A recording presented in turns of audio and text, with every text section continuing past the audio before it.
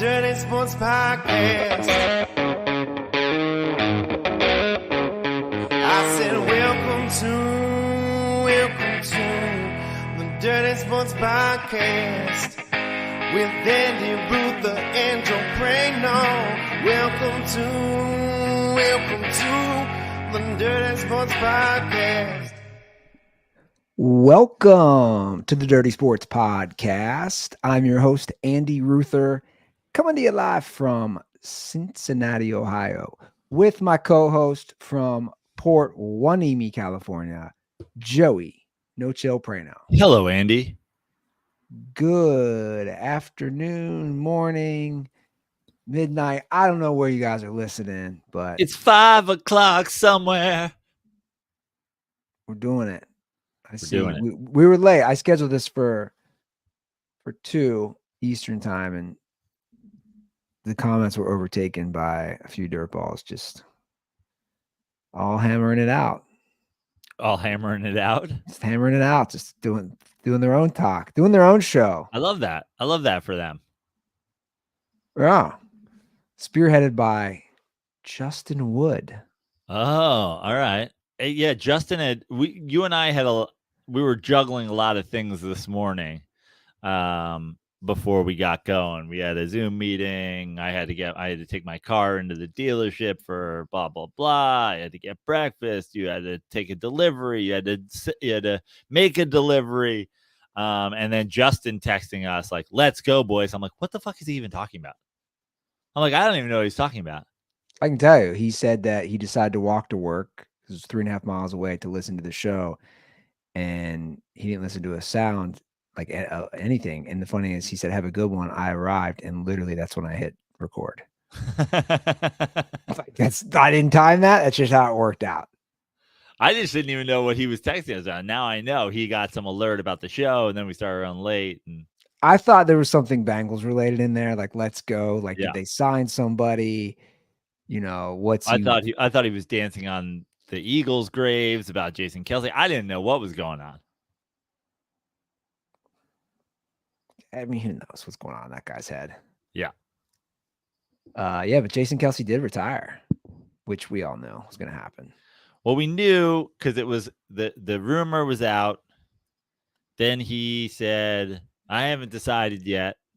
You know, he basically everybody was calling for him to retire on his podcast, obviously one of the most popular podcasts in the world at this point. And then he didn't retire on that. Then the talk started. Oh, if Travis Kelce wins the Super Bowl, him and his brother, he's going to announce his retirement, and then him and his brother are going to retire together, so they can go into the Hall of Fame together, and blah blah blah blah blah. And in the end, he just wanted to do, seems like a Philadelphia Eagles step and repeat press conference retirement. It's weird because it's not like he's coming from practice. So he actively in early March on the East Coast had to wear no sleeves. He just was like, it's as if I came from the weight room. I'm going to specifically dress. He went full McAfee. He looked at his closet and he was like, "Yep, no sleeves is how we're going today." Yeah, the no sleeves retirement. Yeah. It was like he did a recap. I didn't really watch much. I watched a couple things. Well, I put this on Twitter, Andy, and I stand by this. And it's not, I truly believe this. This isn't just me wanting to dance on the graves of Eagles fans, although obviously that is, I want to do the fucking Billy White Shoes Johnson. I want to do the Icky Shuffle. I want to do the fucking, I want to do the Victor Cruz salsa on Eagles fans' graves. But I truly believe this. Jason Kelce is 36 years old. Jason Kelce is a first-team All-Pro 6 of the last 7 NFL seasons. Jason Kelce clearly still at the peak of his game at a age that, not a lot of offensive linemen play to, but certainly a good number of offensive linemen, especially Hall of Fame quality guys, have gotten to and exceeded. Jason Kelce does not believe that the Philadelphia Eagles have any chance of winning the Super Bowl next year. Because if he did, he would not be retiring. I stand by that. It's not me trolling Eagles fans. I truly believe he's like, we're not winning it. What am I sticking around for? I'd be sticking around to win the Super Bowl. I don't think we can win it. So I'm going to go now. Youngish, healthy-ish, have already kind of transitioned into a new career path, etc. I'm going to get out while the getting is good. If I thought we could win, obviously I'd put my blood, sweat, and tears into another season and try to win a Super Bowl. But in my heart, I don't think that there's even a slight chance of that. So I'm gone. I don't think that's a crazy stance to say if he is retiring, then he doesn't think there's a chance they can win. So sorry, Eagles fans. I might not think you have a chance to win a Super Bowl, and you might not care about that at all. But also, your captain doesn't think you have a chance to win a Super Bowl. Well, I mean, again, if you look at the history of the Super Bowl, the team that loses, how often do they get back? I think the outside NFL, of the Patriots and the fucking Chiefs, like what are we talking about here? The NFL has gone, from an era, I feel like, and I still think it has the most parity of any of our professional sports. When it comes to salary cap, when it comes to, just like any given year, but it feels like the NFL has transitioned a little bit more toward other sports where it's like, it feels like even 5-6 years ago, you'd have, at the time it was 12 playoff teams. It felt like 8 were different every year. And now, people said it this year when I said, I think it's the Chiefs, Niners. And they were like, so they're just picking teams to get back? Yeah, well, listen, if you historically picked teams that were really good to be really good again, it wouldn't work out for you great. But it feels like we have transitioned into an era of the NFL where, like, the good teams are, building something and are good, like, for a couple years in a row. And I think that Jason Kelce saw that run that the Chiefs had, or the Eagles had, to the Super Bowl is over, and this is a different team, and they're not getting back anytime soon, and he's out. Yeah, well, there's definitely a lot of questions with that team, especially after complete collapse in the second half. And it's such a grueling season, man. It is such a grueling season when you play in the NFL. And it's going to get more grueling because they're going to go to 18 games, Andy. Yeah, I know. It's just wild. I know I've been watching that, that Patriots documentary, and it's just like you go through the season, it's just, and if you don't win, it doesn't matter. We both love football.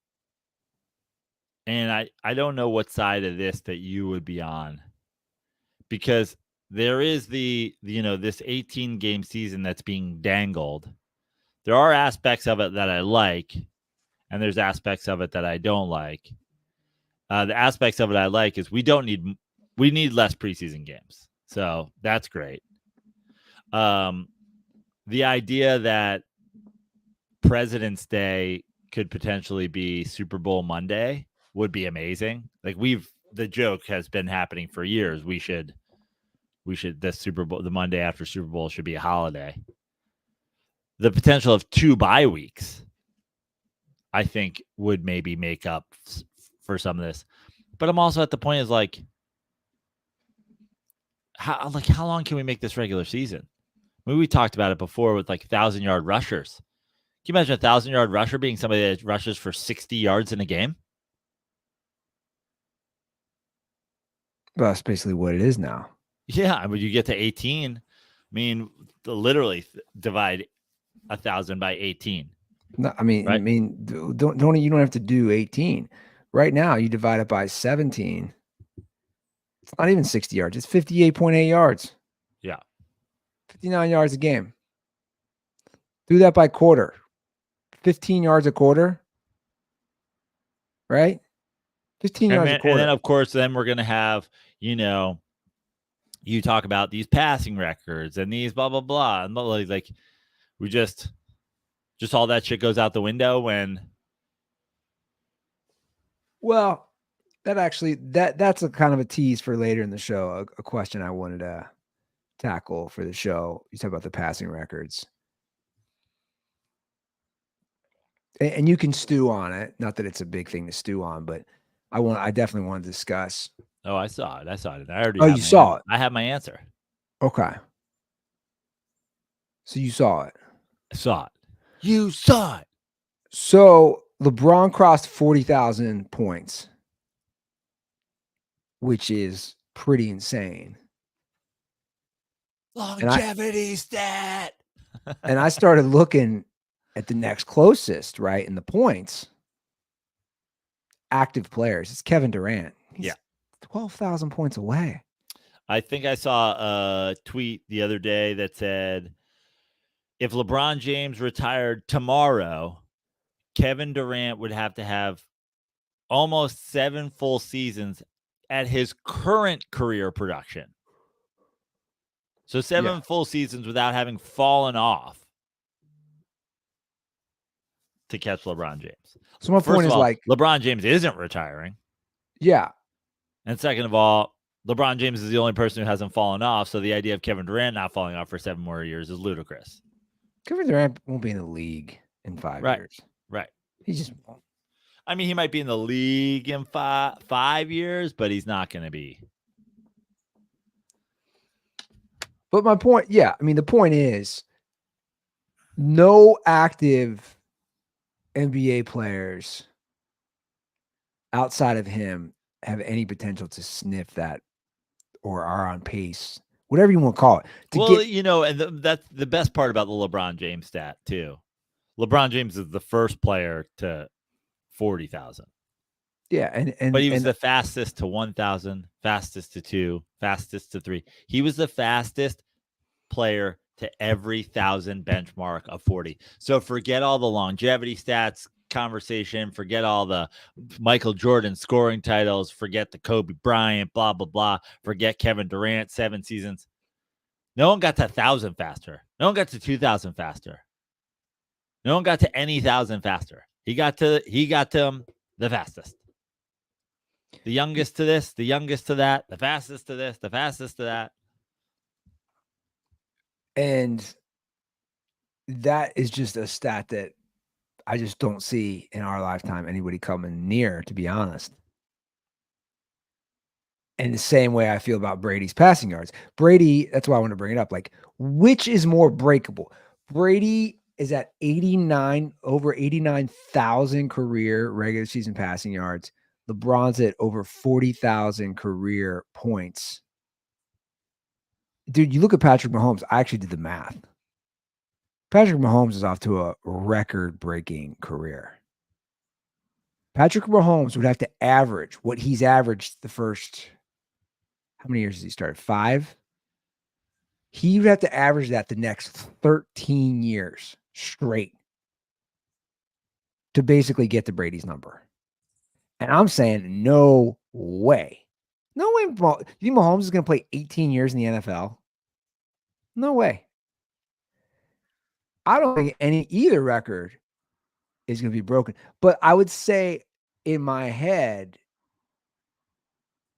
I think the LeBron record, I don't know. I don't think either of them. The LeBron record has a better chance of being broken? The thing with the LeBron record is it takes somebody coming in. LeBron came in at 18, dude. Like, you look at a guy like Luka or whatever. I was like, oh, he's young, but he got here, he's like 19. He had Euro thing. The guys that it takes some time to develop. The guy takes. Who are these players that come straight from high school into the league, immediately scoring 20 a game? and then last that long. I think it's Brady. I think Brady's is more likely to get broken because of that fact and because of the fact of what if they go to 18 games? And because of the fact of like, what if you get like a Dan Marino like passer that comes into the league and gets put on a team and that team just goes, we're not going to run the ball 5 times a game. Like I could see the league not essentially going to that style of offense entirely, but I wouldn't be surprised if in the next 10 years we see an offense or a coach or a quarterback or some combination of all those come together and be like, we're the team that's going to throw the ball 60 times a game. But again, for me, both records, it's the longevity. Sure. Man. Yeah. It's 20 plus years. I don't see in any sport, I just don't see the longevity that we've seen. I think that era of sports is ending. But I think that there's more. I guess what I'm saying is like, I don't think you're going to have an NBA player that comes in and averages 40. Obviously, right? We've seen, Kobe Bryant, the greatest scorer of all time. LeBron James averages more points per game than Kobe Bryant does in his career. You know what I mean? Michael Jordan averaged more, but he played less. So now you have the combination. But I'm saying, I think more likely than just some random guy showing up into the NBA and being like, he's not a complete player, but he scores 51 points a game would be unheard of. But I don't think, like, I wouldn't be shocked if, some quarterback comes in the league and they're like, no one has ever averaged 400 yards a game for a season. And he just does it because they just like, I feel like if Jim Kelly came into the league today, they'd be like, or Dan Marino, they'd be like, let's just throw the ball 60 times a game. Like, let me ask you something. I know it's not his MO, but if Jim Harbaugh just like tried to go galaxy brain next year and he came out in the preseason and said, we're going to throw the ball 60 times a game with Justin Herbert, would you be like, that's stupid? Or would you be like, this is an interesting play? I'd say that's stupid. You got to run the damn ball. You got to help your defense out. You got to milk the clock. Come on.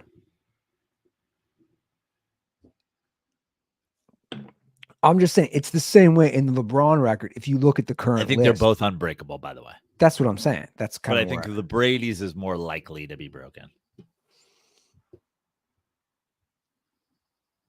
Because look at all the scorers we had in the NBA come along. We had the Kobe's and the Michaels and the Kevin Durant's and the whatever. It was still Kareem's record. It was still Kareem's record until the high school kid came in, number 1 overall pick, panned out right away, never had a major injury, played for 20 years, and isn't stopping. What are the chances of that all happening again? Okay, here's a question. LeBron is at 40,000 over 40,000. Does Bronny get to 10% of Dad's points in the NBA? No. 4,000? No. Not even close. No. Agreed. I guess do the like how many career points do you think Austin Rivers has? Or Seth Curry? You know what I mean? Do those guys have? Does Austin Rivers have 4,000 career points? Let's look it up. Austin Rivers has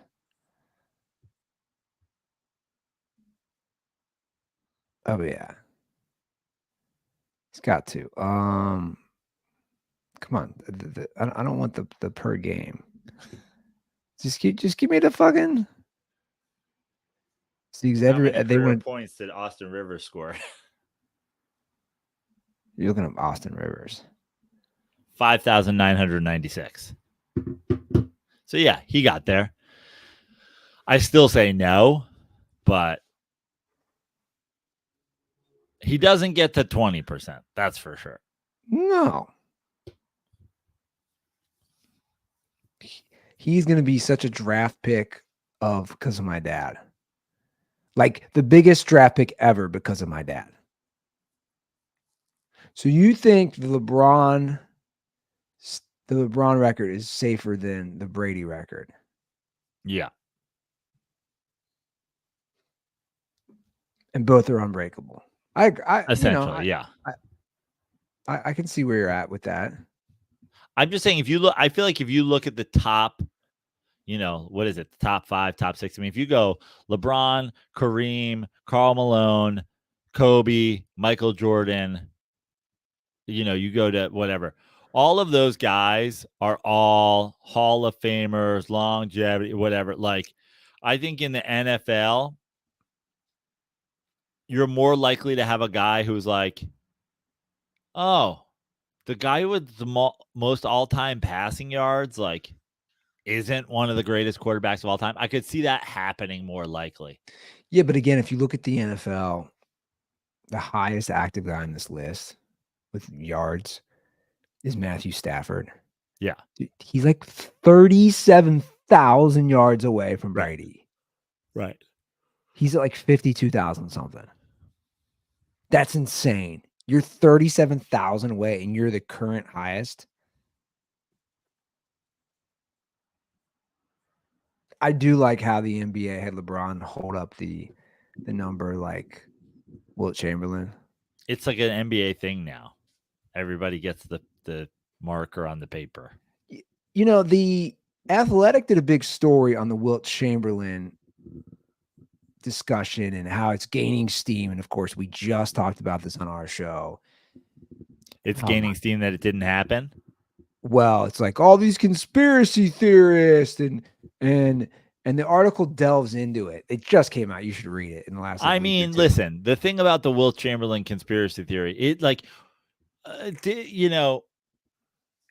Wilt score 100 points in a game that there's no video evidence of that happened in Hershey, Pennsylvania on a day where he had sex with 14 women? I mean, there's a lot of holes in this theory. Well, that's my point. The article doesn't mention, shout out to A. Millie, who brought this all up. The article doesn't mention all the lies that Wilt Chamberlain had, not just the women, what he could bench press, his vertical jump, his 40 time, how good he was at playing cards, whatever lies he said. It doesn't mention. And then I went to the comments. Oh my God, the comments are unbearable. All you fucking losers with your conspiracy theories. Dude, the fucking article shows you. Not only do they not have video evidence of the Wilt Chamberlain, you can't find a full audio of the game being called by certain. And some people in the comments were like, I listened to that game. Yeah, sure you did. 1962. Yeah, I listened to that game. That's amazing. My ass. You know what's happening now is that, which I like, just with information, the picks or it didn't happen, which I'm a big part of, has power, and the fucking other people just want to. You can't just label somebody a conspiracy theorist. Like the Wilt Chamberlain one is a prime example. You can't just label me a conspiracy theorist when I'm saying there's no video evidence. There's none. For a guy who was a notorious liar. Don't just say, "Oh, this goes back to the Cat Williams Shannon Sharp thing." When Cat Williams was like on his rant about all this thing, and my girlfriend and I were watching together. She goes, I believe him. And I go, me too. And then he was like, I read 5,000 books a year. And I was like, I don't believe him anymore. I don't believe him. Why'd you have to throw out some preposterous number that clearly didn't happen? You were reading 5,000 books a year at age 8. Now I'm like, fuck. Now I was like, now I don't believe any of your shit. He tried to break that down last week. That's ludicrous. He should have just been like, I exaggerated. He tried to break it down because he said on Rogan's show, he said, I get where he's coming from. I'm not saying he read those books. I get why he's saying he read a ton of books, not that many. I don't agree with, but he was Jehovah's Witness. I don't know if you know how crazy, like he was raised that way. So he was like, dude, we're not allowed to watch TV. We couldn't watch movies. I didn't celebrate. That religion doesn't celebrate Christmas, Thanksgiving, birthdays. He's like, literally the only entertainment I could have was books. Unless he's talking about Spock Goes for a Walk. No, I agree, but my point is, he's probably is reading a shit ton of stuff. But he's also like 5'8". What is he, like fucking Saint Nicking his way home from the fucking library with just like a fucking canvas satchel full of fucking 40 books just to get him through the next 2.5 days? He said he checked out. I laughed. Just got a red wagon with fucking 200 books in it. You could max out 20 books at the public library, and he checked out 20 books because he'd finish them every Monday, Wednesday, and Friday. And the books were like 150 pages each. Yeah, but I still think there's a lot of stuff he says. I'm like, oh, okay, I think there's legs to that. And then obviously there's a lot of marijuana going on. So it's like we come up with wild ideas. Like I'm currently obsessed with the Egyptian situation in the pyramids. Obsessed. So you still listen to Rogan, is what you're saying? Oh, I listen to him from time to time for sure. He's big on it. Yeah, for sure. I don't listen to Rogan except when like he has somebody that I think, and it's for sure his new MMA. Like I remember listening to Kelly Slater back in the day. I'm like, God damn it, can you ask him about surfing? Why I gotta hear about you guys doing jiu-jitsu together? I tuned into Aaron Rodgers for like 3 minutes, and I'm like, I'm 15 minutes of this podcast. You guys talk about the Egyptians for 12 minutes. Oh, Egyptians is fat. Well, him and Kat talk about the Egyptians too. I'm sure. But it's again, it's a quote unquote conspiracy, but it's not. It's like it doesn't add up. That's all I'm saying. How are we even down this rabbit hole? It doesn't add up. It's just like the Will Chamberlain thing. I'm sorry, he's full of lies. And there's no video and there's struggling audio. Who were they playing? They were playing the Knicks. I think that's right. Yeah. Apparently, there's not a full audio from start to finish documentation from the Knicks broadcast. It wasn't. I mean, it was long ago. It wasn't that long ago. You know, it's like I don't know, but I think it's crazy to dismiss people saying this didn't happen. I mean, of all the conspiracies, yeah, it's a Knicks Philly game that didn't just happen to not occur in Philadelphia or in New York, where there's like 8 million press members. Like instead of there just being like 1 million Knicks reporters, it's all happening in Wonka's chocolate factory. There's no simple way of knowing how many points you're scoring. The fires of hell are glowing. This boat just keeps on rowing. And Will Chamberlain's lies keep growing. Are they doing Wonka? Did they just do another Wonka recently? They just did another Wonka. What's that one about? It's about young Wonka. It's a Wonka origin story. Like, what happened, man? What happened? Did we just run out of original ideas? Yes. What happened to that town? And it's not that we ran out of original ideas. It's that they don't even know. They wouldn't even know how to market an original idea. They're like, what are we supposed to do? Tell people what movies are about? They already know what this movie's about. Let's just tell them it's that again. I haven't paid to see a movie, and this was, not an original either. I mean, I haven't paid to go see a movie since Top Gun 2. That was almost 2 years ago, man. Like, we just need Days of Thunder 2 to bring back the movies again. Maybe. I forgot to show the clip, by the way, of Jason Kelce crying. Well, he cries a lot, but like, I can't believe he was talking about Nick Foles' dick in the press conference. Did you see this? No. This is real. Look at this. This is wild. And he cried. He's talking about the Super Bowl. Look at this. He's crying about Nick Foles' dick and his coach.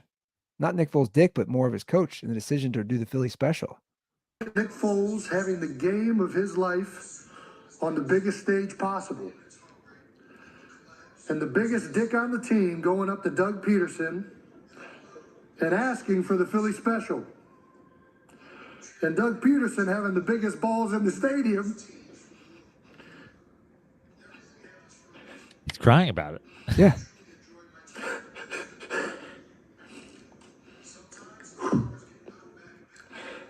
say, yeah, let's do it. And now everybody involved in that story, including yourself, is out of football. Not Doug Peterson. Well, I mean, he's in Jacksonville. Let's be honest. It's as close to out of football as you can get while still being in football.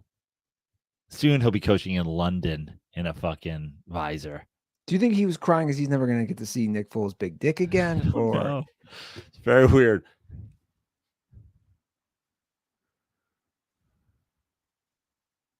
It's amazing because of how like the Kelsey world with their podcast, and then Travis, and then Taylor Swift, and now all these things, like how the Kelsey universe has grown, and now literally suddenly the worst, most over emotional people in the world are watching this and going like, I mean, yeah, I cry every single day over a boy I broke up with 7 years ago, but this is a little much for me. This is too much crying even for me.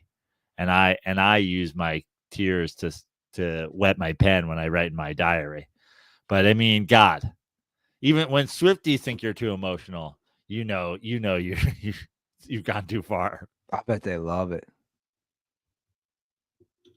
Oh, he's so in touch with his feelings.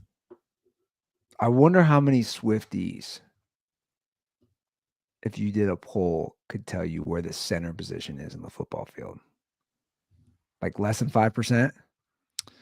I mean, I think they'd guess correctly because it's called center. True. But I think less than 1%. Less than 1%. This is true. Less than 1 out of every 100. If you said there is a position on the football field, Jason Kelce plays center. There's a position on the football field that lines up on either side of the center. On both sides of the center, the same position exists. What is that position called? Less than 1%. Do you think they know that the center hikes the ball to the quarterback? Only because of Travis Kelce. Jason Kelce. Sorry. Only because of that. Only because they've done their minimal amount of research. And they now know that's what he does. So what does he do now? Obviously, they have a very popular podcast. Yeah. But is he doing TV? Probably.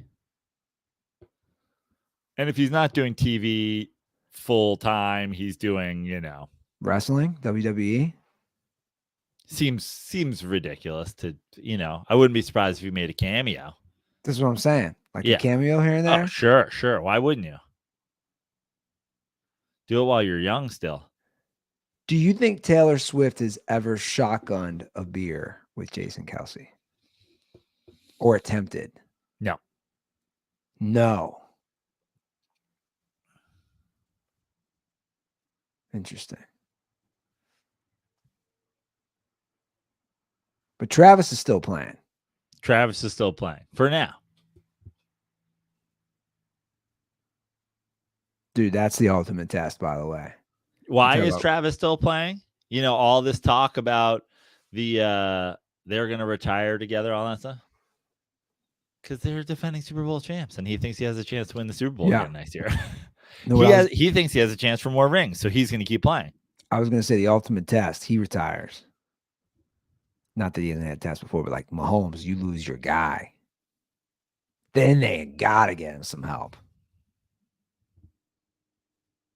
I have to talk about something that we talk about fucking fans that I don't understand. Who are the people attending the NFL Combine and why? The reason I say this, I put on I just saw the fastest. It was, the fastest 40 time. Yeah. This right here, Xavier Worthy, the next Raiders wide receiver. Yeah. He's been drafted. Oh, there's all this talk from Schefter, like pretty sure I felt pretty good lately that Caleb Williams is going to go number 1 overall to the Bears. I'm like, I feel even more certain. I don't know if they're trading up for it. I don't know if they're trading, but I'm just about 100% certain that this guy's going to the Raiders. I know that. There's one thing I know. It's that. They love their speed wide receivers. So anyway, there's that quick clip, and you see I paused it.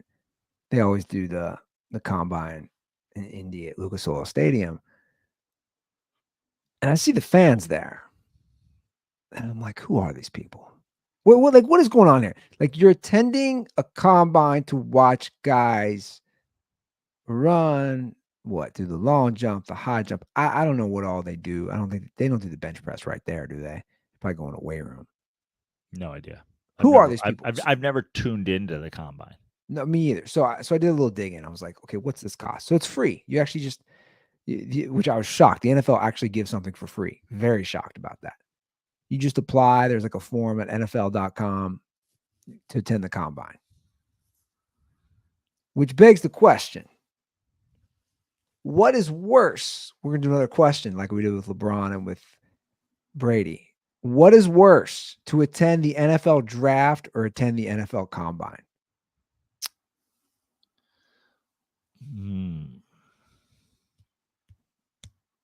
I think it's worse to attend the combine. I think so too. For a number, here's a couple reasons. One, let's say you're a big football fan and you're in whatever, Nashville, Tennessee. And then all of a sudden the draft shows up. You're like, well, I don't have to go anywhere. It's coming to me. Like, okay, like there's a time where it was always in New York, and like there's a reason why it wasn't attended like it is attended now, because New Yorkers are like, I don't give a fucking shit. You know how much other shit I have to do? I'm gonna go to fucking the theater at Madison Square Garden to go watch some fucking guys get drafted. Like, I don't give a shit. I have life. But if you're in fucking Tennessee or you're in Philly or you're in wherever, and then the draft comes to town, you're like, oh, okay, I'm going to go. Now, this is also, by the way, when you ask the question, who goes to the combine? I mean, people who live in and around Indianapolis, Indiana, like, what the fuck else are you doing? How often can you go to Applebee's? Well, you know? But at the same time, to answer the question about the draft is, you could go see a historic moment. You could see the moment Patrick Mahomes was drafted. You could see the moment, Peyton Manning was drafted. You could say, I was there when he was drafted. What are you seeing at the combine? Oh, I remember the time fucking Brady ran a shit 40. Well, who cares? You were at the combine? If you told me you went to the combine, if two people walked in the room and we were just having a conversation about football, I'm like, I'm a big football fan. Oh, you're a big football fan? I was there when Peyton Manning got drafted. I was like, that's kind of a cool story. This other guy goes, I go to the combine. I go, yeah, you're weird. I don't know. You're not allowed to be here anymore. No, I agree. So to me, it's hands down the combine, because there's a reason it's free. Again, the NFL doesn't give anything away free. They're like, even the diehards, we gotta not charge for this. The draft, I'm sure they serve booze. The draft is now a thing. It's not just the draft, right? There's stages and bands and right, like they did it recently in Nashville where all of Broadway's blocked off, right? So it's like all the bars are there. Like you can exactly. It's an event now, and they do a good job making it an event. Yeah. Yeah. I don't think they're doing that for the combine. It's also in Indianapolis. You keep taking digs at Indianapolis. What do you got against Indianapolis? I don't have anything for or against Indianapolis. What could I? Like, what? It's like, that's like saying, what do you have against unsalted pretzels? I have nothing against them. They're just, I don't often go, anybody got some unsalted pretzels? I'm just like,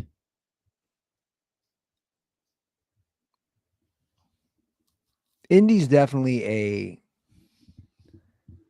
just kind of like a city nobody talks about. It's just kind of there, to be honest. Kind of like there's nothing. I mean, obviously I've spent time there, but like it's just one of those towns. You're like, you're not too far from like Cincinnati or Columbus or Chicago. You're just like Indy. Like they should just let Peyton Manning run the town. That's what I'm getting at. But also, Peyton Manning's not even Peyton Manning. Denver. Peyton Manning played majority of his career in Indianapolis. Little swan song in Denver at the end. He's like, I'm a Denver guy. Indianapolis was like, what about us? And Peyton's like, I don't know. Try to convince Andrew Luck to be your guy. He's like, I'm good. I'm never going back there again. No, I've a few spinal vertebrae from the fucking 6 years I spent in Indianapolis. Thanks, I'm good.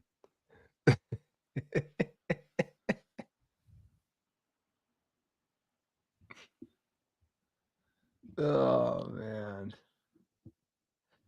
I've been in that stadium. I've been in Lucas Oil once. And it was the year Peyton got hurt. Right? I remember I was seeing Curtis Painter. Oh, this is actually kind of funny. I remember I was seeing somebody in Indy, and I was back there, and we went to, I don't know. She worked for Jim Beam. We went to some big Beam tailgate event, and then somehow got in the stadium, right? But we didn't have seats. And our boss was like, "Oh, dude, these seats are open." Like, plus again, it's Curtis fucking Painter. You guys, and then like we sat down and we're like, "Oh, we got these seats, cool, dude." Not even 5 minutes later, somebody's like, "What the fuck are you guys doing?" And we're like, "Oh, cool." That I sat in seats for not even 5 minutes in an indie game. And you're like, "You're here to watch Curtis Painter?" And he's like, "Oh, bro, I come here and I watch guys that aren't even going to get drafted jump up and fucking." I was just about to go there. Touch the He's like, I watch guys do the fucking shuttle run. You're like, what? He's like, dude, I remember seeing Curtis Painter run the 40. I watched this guy's whole career. Shuttle run. They still doing the shuttle run? I don't fucking know. It's weird. I've never watched a second of. I've seen highlights from the combine, but I've never turned on the combine. It's weird to think. You know what I'd watch? I'd watch the fucking Wonderlic if they televised it. Make these guys answer the questions like it's Jeopardy. That I'd watch. Yeah, I was gonna say, if they're doing the shuttle run, I mean, I did that in grade school in gym class. Like they got pros doing that.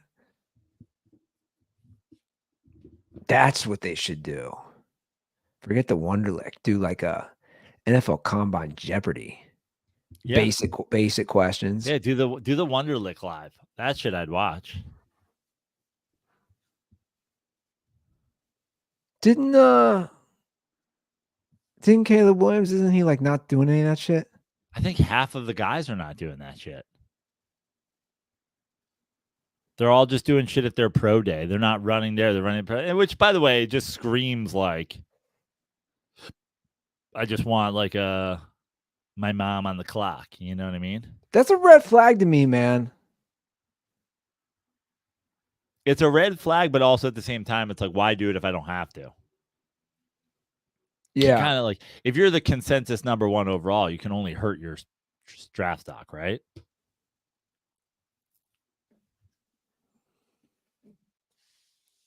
Yeah, but like, how poorly do you have to score on the Wonderlic? What is the Wonderlic? Do we have any Wonderlic? Like, I think there's examples of it out there. Yeah.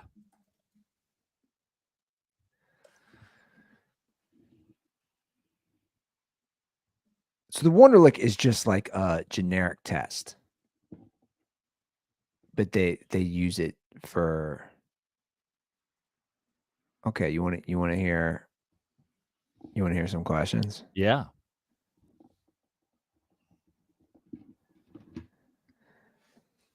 Okay, basic math question. Which of the following is the smallest number? There's no way they're asking these guys this, are they? 8, 4, 0.57, 1.7. I bet they are. 8, 4, 0.57, 1.7. Okay. So it's obviously 0.57. Okay. I guess there's a opportunity there. If you don't know how decimals work, where you see a 57 and then you see a 0.7 and you think 0.57 is because there's only That's one. what I'm saying. They're trying to trick them up. Yeah. But I mean, that's ludicrous. But I see these things on social media all the time. It's big. Threads is like fucking. I mean, for every white supremacist there is on Twitter, there's a guy doing like word math problems on Threads, and then there's just a trillion replies, half the people getting it wrong, and you're like, "What are we doing here, guys?" I mean, are these real? The 6th month of the year is August, September, January, or June. Scrupulous is the opposite of A, rigorous, B, punctual, C, negligent, D, meticulous. That's a tougher one. Scrupulous is the opposite. Sorry, say that again. Scrupulous is the opposite of A, rigorous, B, punctual, C, negligent, or D, meticulous. Meticulous? See, you missed it. That's a tough one. Negligent. Huh? There you go. Scrupulous is a word used to describe someone who is punctual and precise. Does DIY mean do it yourself? Yes or no? That one seems like fucking what?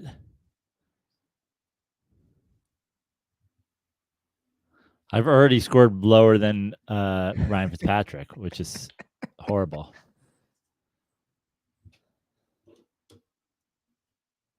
I mean, look, some of these like arrange the following words so that they make a complete sentence.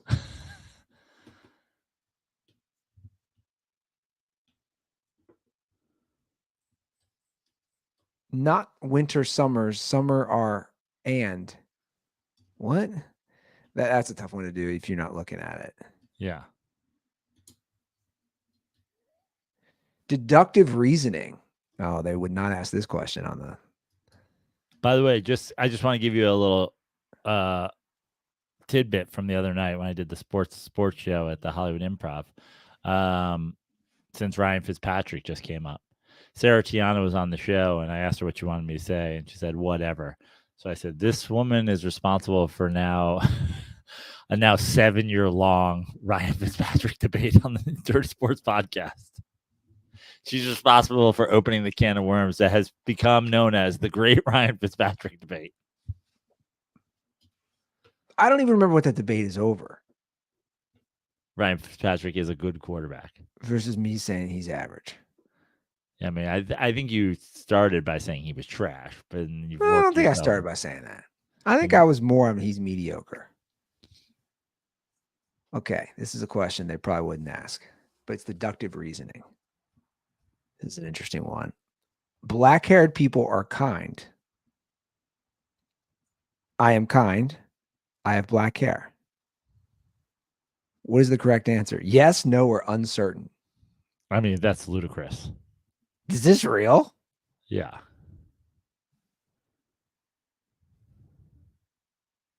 The correct answer is C. According to the first statement, you know that black-haired people are kind, but that kind people do not necessarily have black hair.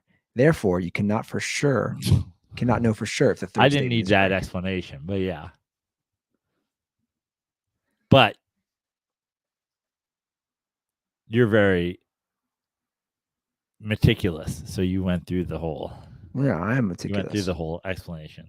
You know you have to. Got your scruples.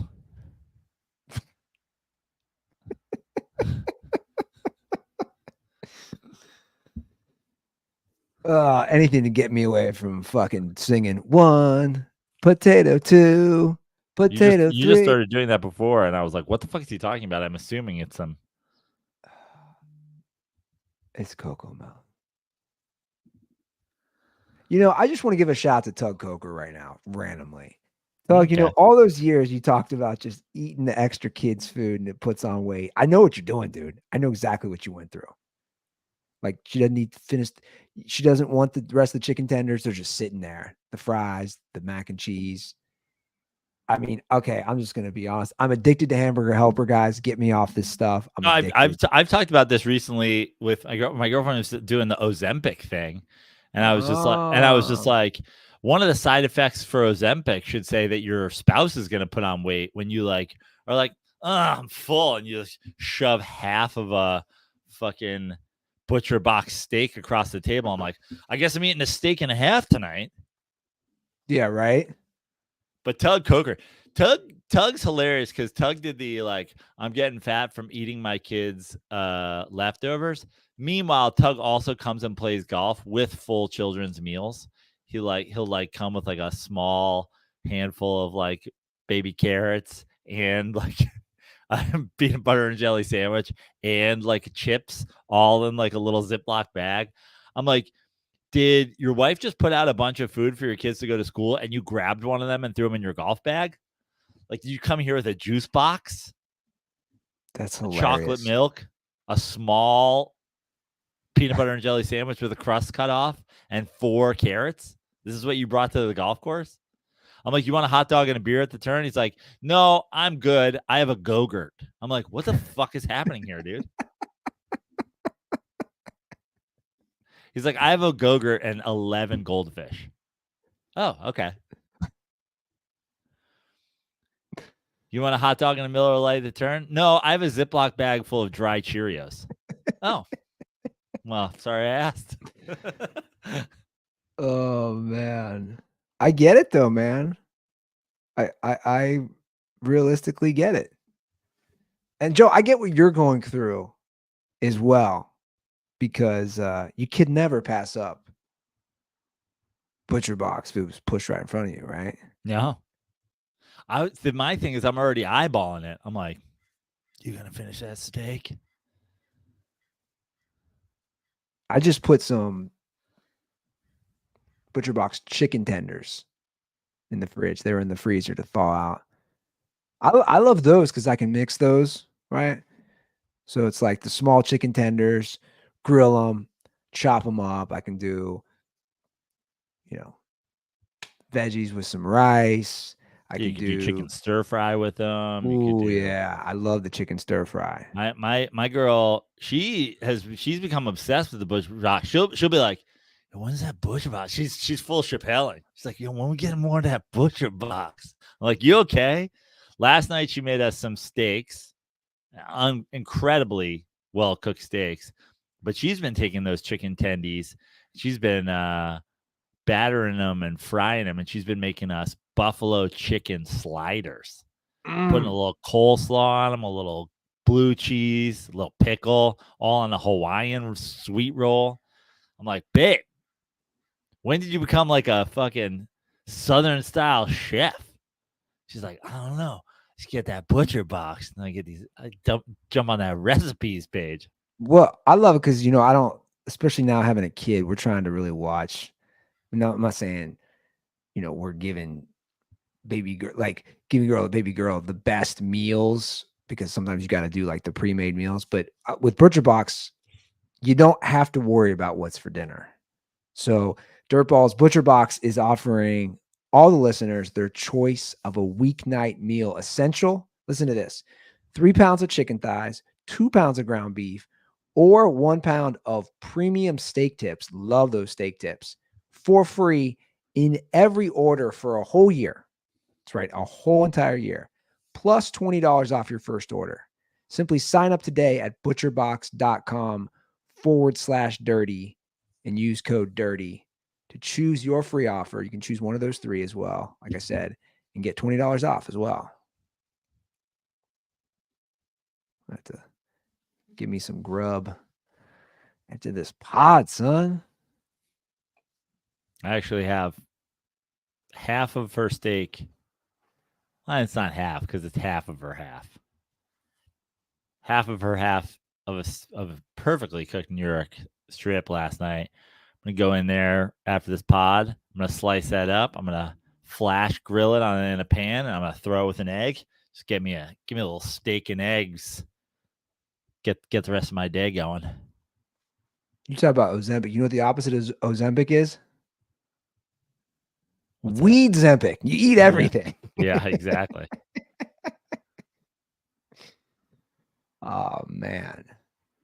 Dude, I would, you know what? I'm to the point. I think I could I would love to have a battle of the munchies. Like a food eating contest where you get stoned. I think I can go head to head with a lot of people. Well, we talked about this. I mean, obviously we did the steak challenge. and obviously horribly planned steak challenge where we stopped for McDonald's like 2.5 hours before we ate 72 ounces of steak. Nons. But we've talked about that McDonald's challenge. Remember that thing that was going around for a while? I am still convinced I could fuck up that McDonald's challenge.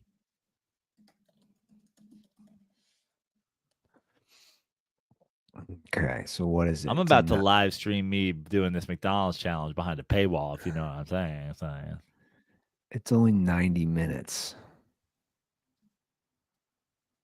Okay. I mean, you can only eat in 90 minutes.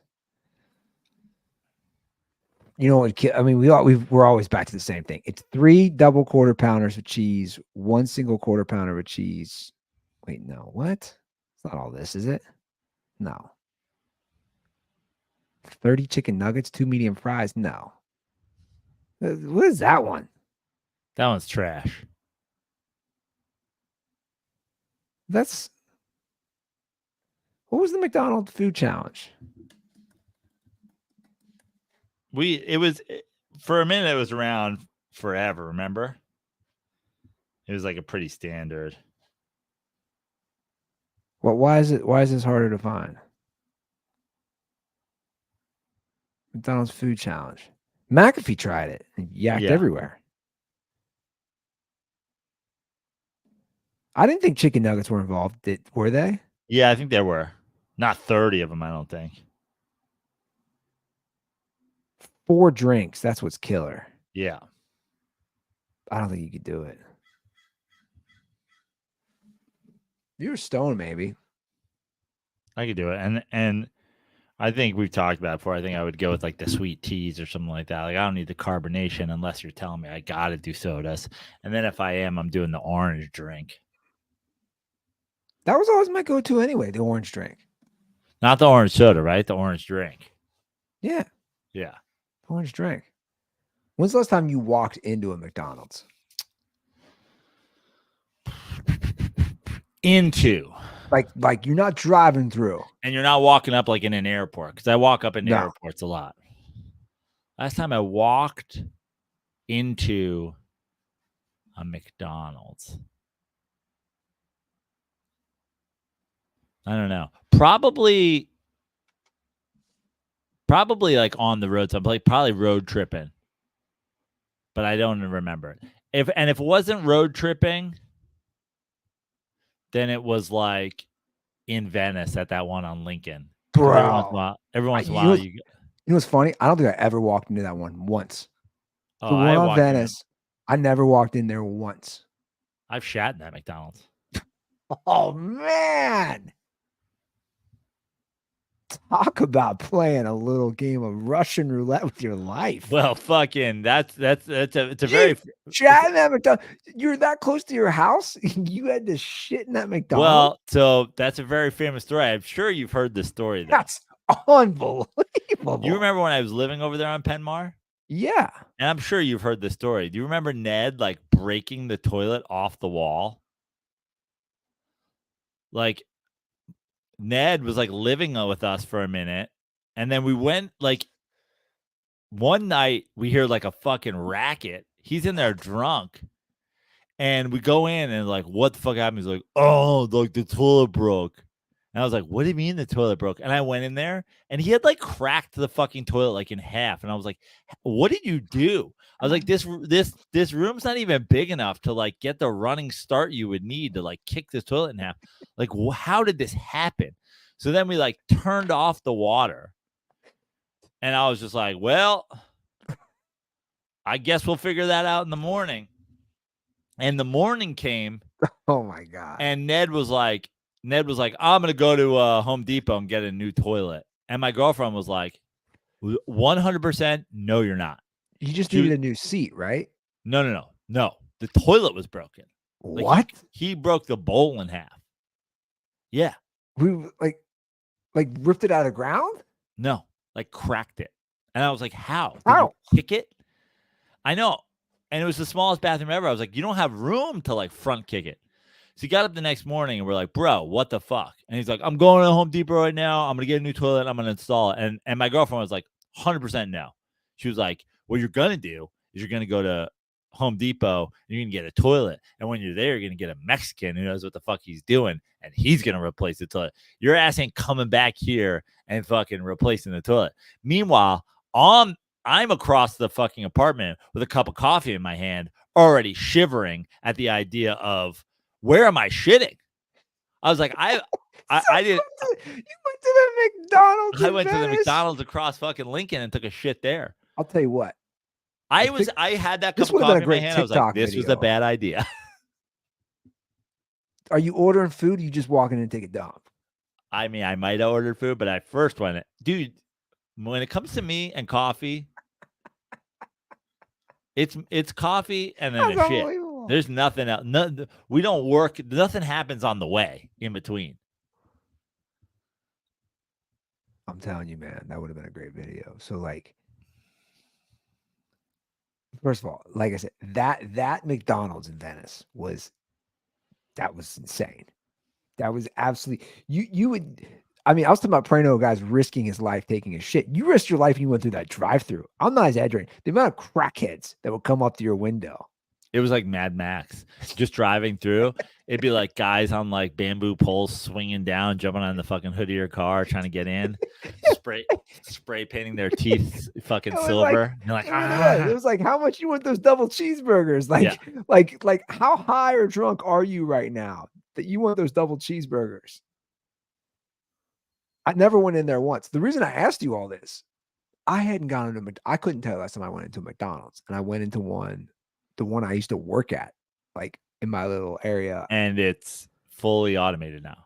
Dude, I was like, what is happening? They looked at me when I walked in there like I was an alien because a human walked in.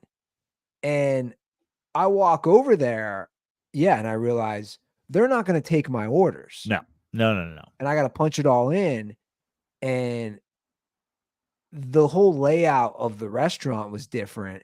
And, there's a giant shelf where just Uber and DoorDash, Uber Eats and DoorDash, like they're just running in there to grab the food on the shelves. And there was just nobody else was in there. I was like, this is weird. It's like futuristic. There was one guy in there on his computer, which I'm like, what's this guy's deal?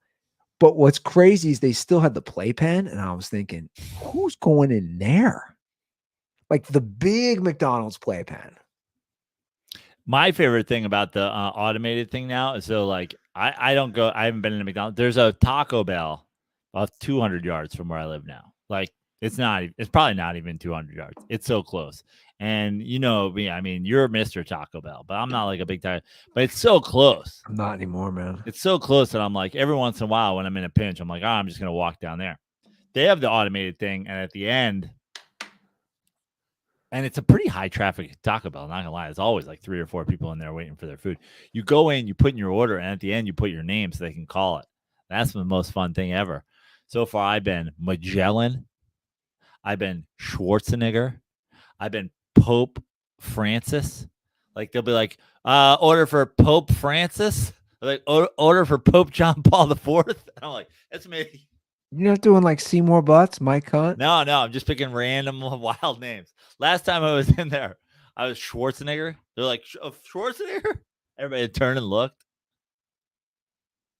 That's hilarious. Well, you know how they're all doing it now. They're giving deals if you download the app. Yeah. Oh, trust me, I got rewards points all set up at the Taco Bell here. It sounds like you're Mr. Taco Bell. I am now. I've probably been. And they're like, you know who loves us? That Amerigo Vespucci who always comes in here. Dude, I couldn't tell you. I bet you I've had Taco Bell in the last 3 years, maybe twice. I've had it twice in 2 weeks. Fucking A, man. You are Mr. Taco Bell. They got breakfast now. Did you know they have a breakfast salsa? I don't. They have a salsa that's just for breakfast, apparently, but they don't put it out with all the other salsas. You got to ask for it specific. You're like, you got any of that breakfast salsa back there? Who knew? I got the app on my phone. Get the whole thing, Andy. What kind of rewards you get with that Taco Bell app? Well, I'll tell you right now. So I have 107 rewards points, 143 until my next free item. Right now, my rewards are get $0 delivery fee. And then I have a discounted Crunch Wrap. Is it $1 per point? I have no, it can't be. I haven't spent 107. Maybe I have. By the way, smartest marketing technique ever. I fall prey to that. If you have rewards points, your mind tricks you into thinking, hey, like Jersey Mike's is great with that. Oh, 100 points, you get a free sandwich. You're spending $100. It's a lot of money. Yeah. But in my head, I'm like, yeah, man, $100, get a free sandwich. Would you like to do some calls? Because we are kind of off the rails at this point. Yeah. And we got to keep the show a little bit tight today, Andy. I'm going down to the. Oh, that's right. I got to go down to the Audie Awards. I've been nominated for an Audie Award, the award show for audiobooks. I am one of the finalists, along with all the other readers in the Airplane book. I think you guys can Google it if you want to watch a YouTube live stream today of the Audie Awards, just in case I get up there. How's that spelled? Audie. God forbid they let me get up there and accept this award. That'd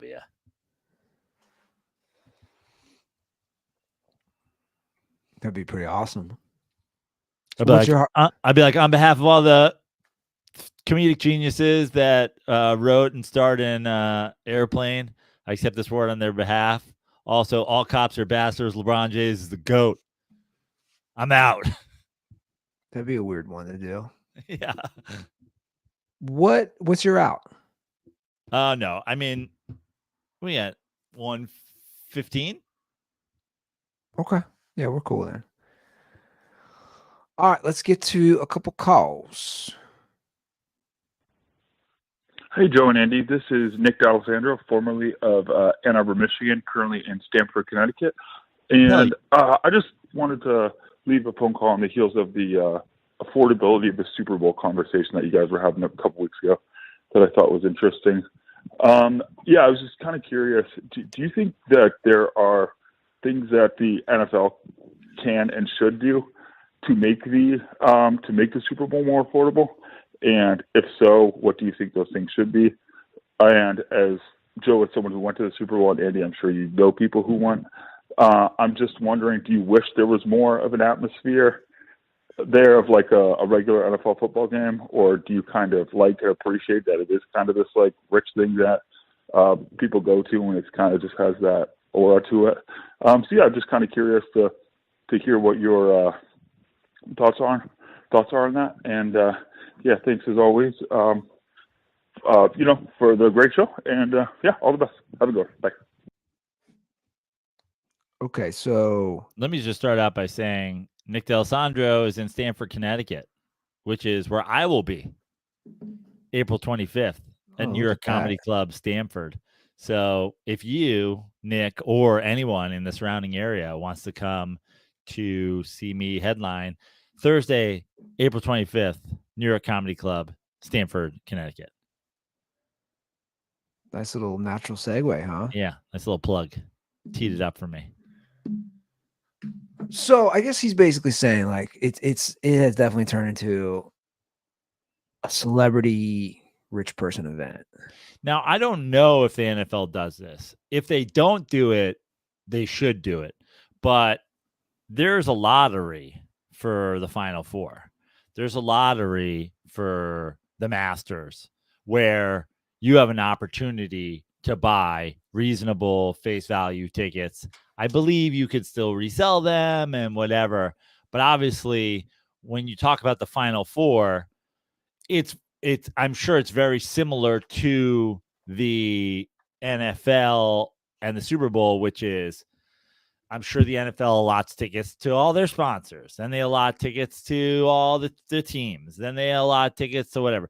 In the Final Four, it's allotted to, the student body of the 4 teams that make it, and the sponsors, and CBS corporate, and whatever. It feels like with the Super Bowl, there's so many corporate sponsors that it just becomes this corporate thing. Then, of course, I went as the guest of an NFL team. And I believe each team is a lot. Like, I think a lot of the luxury boxes at a Super Bowl are like the teams, and there's 30 teams, because it's such a league-wide event. If the Super Bowl doesn't have like a 5,000 ticket lottery system where the everyman can get in, they should. But I would not be surprised with the way the NFL is if they don't do that. Now, I think this year might be maybe a little misleading because it was in Las Vegas. Sure. And now you have all the casinos that I'm sure bought boxes just to give them to people. And my point is, I knew a fair amount of people, even when it was in Los Angeles for the Rams Bengals from Cincinnati, who went. You see what I'm saying? Like, I knew a fair amount. They might have paid a pretty penny to go. They probably did. Yeah. The Super Bowl should be thing that you could get into for a couple $100, even if it was, a random drawing or a lottery or whatever. Like, it seems like something that should happen, but you never hear about it. Because, like, I've signed up for the Final Four lottery a number of times. I don't even like the Final Four. I've signed up for the Masters lottery a bunch of times. I don't even fucking care about the Masters. But it's like, oh, well, why not just throw your name in the hat? I've never seen that for the Super Bowl. Yeah. So that would be something that they should do. But no, I mean, I think that there is something really cool about feeling like you're at something that's very different than a football game. Like, I don't think it should try to be your average football game. I think that was the most fun part about being at the Super Bowl. I was like, this is a fucking Super Bowl. It almost feels like when you're at I have it right here. Like,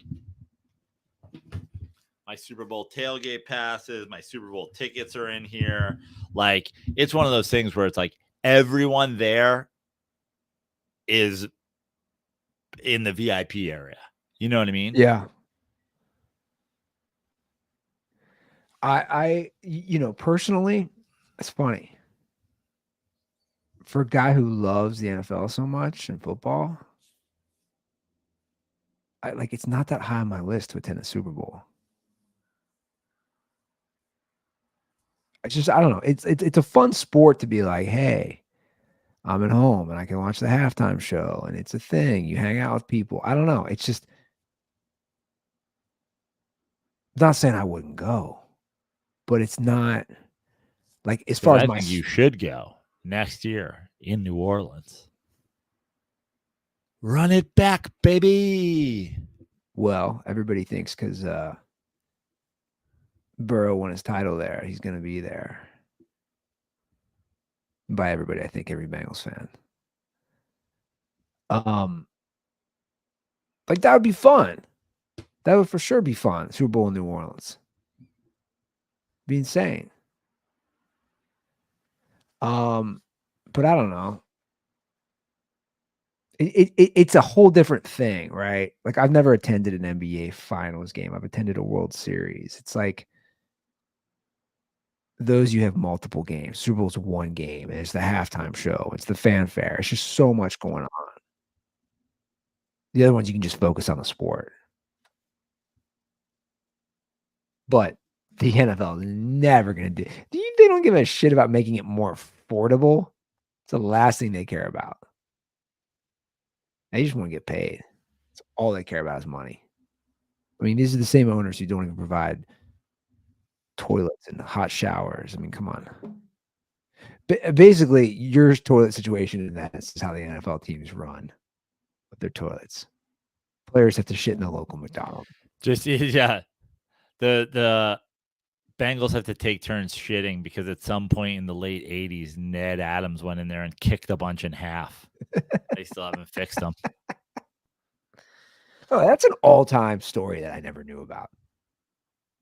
Now, are you walking up to that McDonald's? Or you hopping in your car? No, I'm walking. You don't remember if you ordered anything? I mean, I assume I did. Or were you just like, I'm going to blow up these guys' back? No, I assume I did. But I don't recall.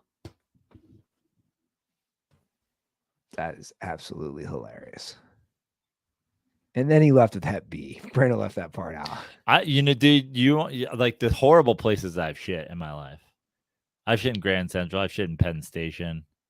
I've shit on Metro North trains. I've shit in. Wait. Time out. What? Like I've shit on like regional fucking rail. Like Metro North's like the train that takes you from like Grand Central Station to like up where I live. Like I've shit on that train. They have bathrooms, right? Yeah. But they're disgusting. I'm sure. Think about the people pissing as the train's moving, just like pissing ever, just like piss. You're like shitting and you're like dodging piss dripping from the ceiling.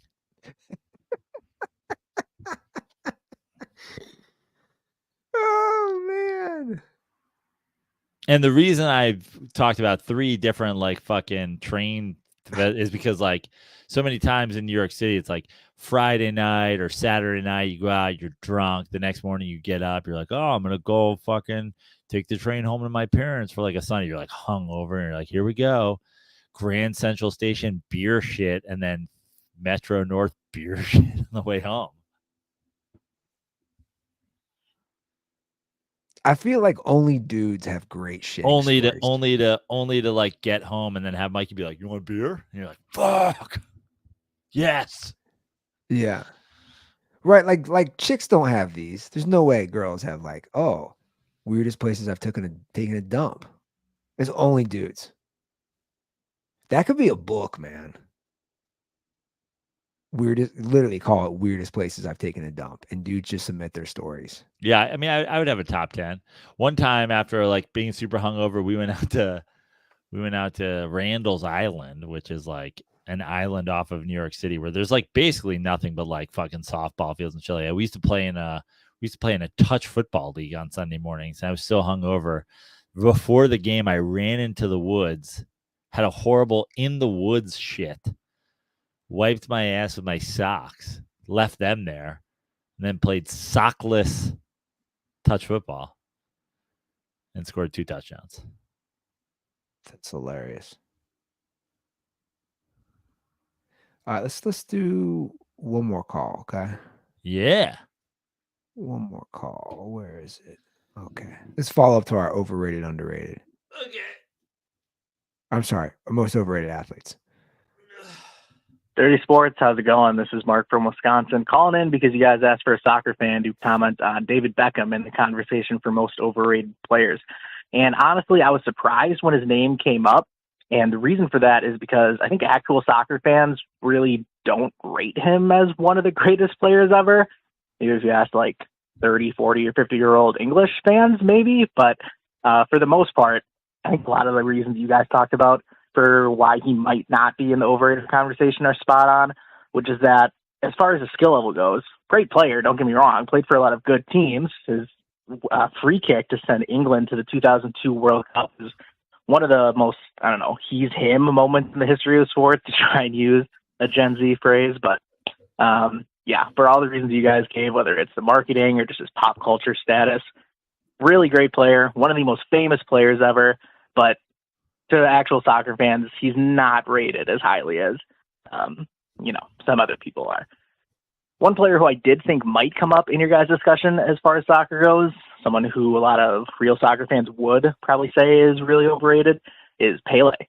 And for a lot of the same reasons that you guys brought up Babe Ruth in your guys' list, also apply to Pele. I mean, not nearly as old as Babe Ruth, but Pele's most of his career playing in Brazil in the 50s, 60s, and 70s. And if you think the statistical record keeping back then was up to stuff, not really. So he's often considered probably in the conversation for a top 5 player of all time, to some even the greatest player of all time. But, I mean, an absolute legend of the game, but not one of the best players of all time. So he would have been my pick for one of the most overrated soccer players ever. Anyways, that's my take. Stay dirty. I did see a lot of lists that said Pele. But here's the thing about Pele, and this was interesting about marketing. Like, that's a name as a kid I didn't know shit about international soccer at all. I knew Pele.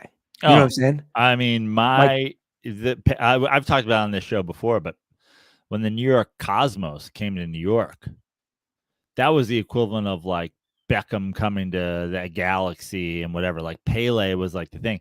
My dad was like, Pele plays in New York. This is the greatest thing that's ever happened. Now, obviously, he was like a soccer guy, but yeah, it didn't, it's literally the only soccer player I knew. And then, of course, there's the reference from The Chase that we also discussed on this podcast. I said, kick it over to me, Pele. One of the great movie lines of all time. Yeah, I mean, but that's the thing. Great marketing. I knew who Pele was, but I didn't know who he was. I just knew I'm not a young kid. I didn't watch soccer. I didn't know international. I didn't know anybody's soccer. I just knew, Brazilian dude, supposedly the best ever. But like now, I mean, you watch these. Like again, I don't know soccer, but you see how good these guys are. The skill level. It's like all the sports. It's next level. But I think those lists for the overrated were pretty good. They were pretty sound. I don't know who else could be. Well, did we get any other feedback on that?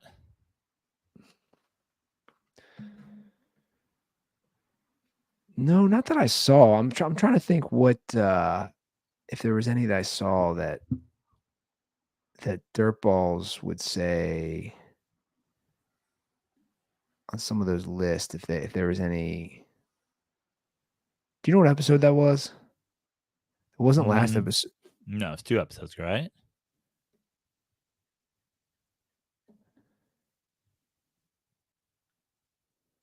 Oh, Westbrook. Some people had Russell Westbrook. Correct. Yeah. I feel like Russell Westbrook, OKC. If you talked about Russell Westbrook at the end of his OKC career, I think he makes that list a lot more. I think his post OKC career has been so disappointing that he's fallen off. His rating has fallen.